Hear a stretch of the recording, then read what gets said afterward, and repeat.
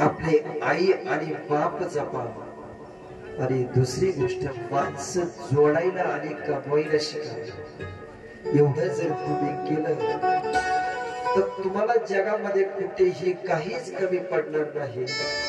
फक्त माणसं जोडा आणि माणसं जोडायचं ठरलं ना तर त्याच्यासाठी एक माझ्याकडे सूत्र आहे. हे सूत्र तुम्ही ऐकलं का नाही ऐकलं मला माहित नाही. काही गोष्टी अशा माणसाला निघून जातात. जसं या ठिकाणी विकास भाऊच्या आई या ठिकाणी आपल्या निघून गेल्या, तसं काही गोष्टी अशा असतात की त्या न सांगतात निघतात.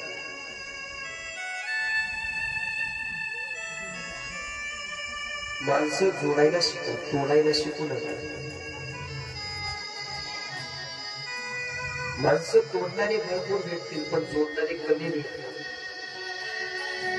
तुटलेली माणसं कधीही जवळ येत नसतात, तुटलेली माणसं दूर जातात. पण जोडलेली माणसं कधीही तुटत नाही, ती जोडलेलीच राहतात. त्याच्यासाठी एकच सूत्र आहे. लोक म्हणतात लोक माझ्या नीट बोलत नाही, नीट वागत नाही, पण त्याच्यामध्ये सुद्धा काही सूत्र दडलेली असतात. माझ्या मतानुसार मी एकच सांगेन, माणसाने एकच करावं.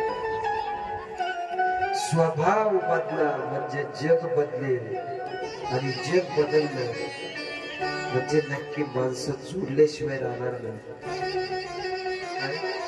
स्वभाव बदला म्हणजे जग बदलेल आणि जग बदललं तर माणसं जोडल्याशिवाय राहणार नाही.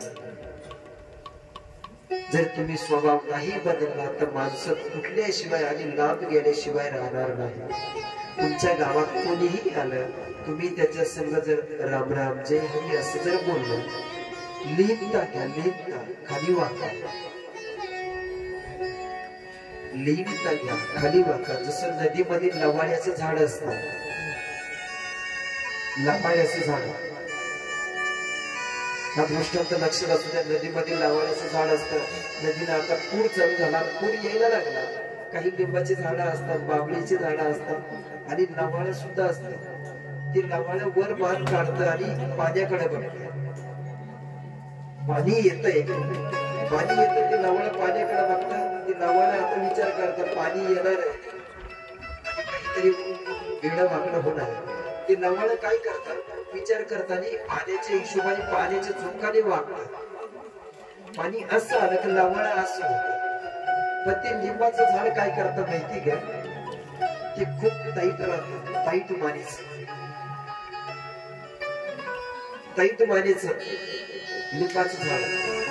त्याला कधी शिकलंच नाही तर वाकावं. लिंबाची झाड हे टाईट झाड वाकत नसतात. जी सरळ राहतात ती वाकत नसतात, ती मोडत राहतात. तर ते लिंबाचं झाड टाईट होतं, ते पाण्याकडे पाहू राहिलं. त्याच्या मनात असा विचार आला, हे जरी आलं तर हे काय करणार, काय करणार. पण त्या झाडाला हेच माहिती नाही, हे नवळ आपल्या शेजारचं, हे खाली वाकलंय, हे खाली वाकलं पण आपण टाईट आहे. मला काय सांगायचं, माझा यशा दृष्टांताचा भाव लक्षात घ्या. लवाळ वाकलं, लिंबाचं झाड टाईट राहिलं. पाणी गेल्यानंतर ते लवाळ मानवर काढायला सुरुवात केली. मानवर काढली, पाणी संपलं.